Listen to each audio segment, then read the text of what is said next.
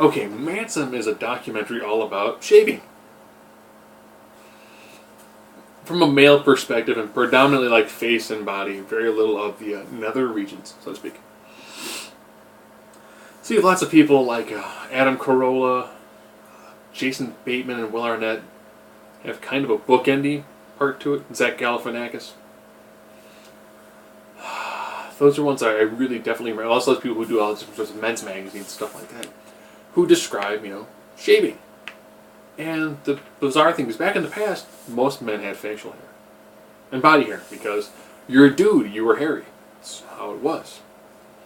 And then slowly with rising things like men's magazines, which began to focus entirely on you're a guy, but guess what? You don't have a six-pack of abs or an eight-pack if you're that awesome. You're hairy, women aren't going to love you because you're a furry dude, and women prefer an absolutely just shorn man, except for a nice full head of hair.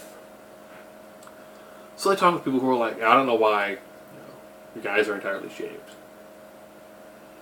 Some people are like, I can't grow a beard, so I just shave it. You had Morgan Spurlock, from all the other documentaries, and he has this really, pronounced mustache. He shaved it, told his kid, and this kid freaked out after he told him they shaved his face. So it's predominantly from kind of like the comedic, you're not really a man because you're fully shaved. And then they showed pretty much two people who were metrosexual. One guy who more or less, his hobby is his physical appearance. Whether it's, shaving, getting his eyebrows threaded.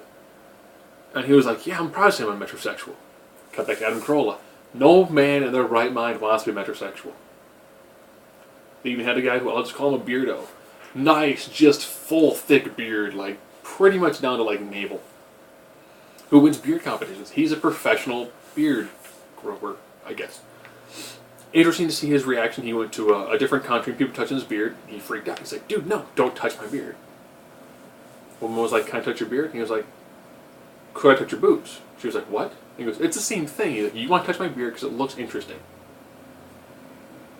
What if man says you want to touch your boobs because they look interesting? And then they come back and forth between women, some of them who are like, I want a guy who is clean shaven with a nice head of hair. Another one who went, if a man is clean shaven, I'm assuming he has no genitals.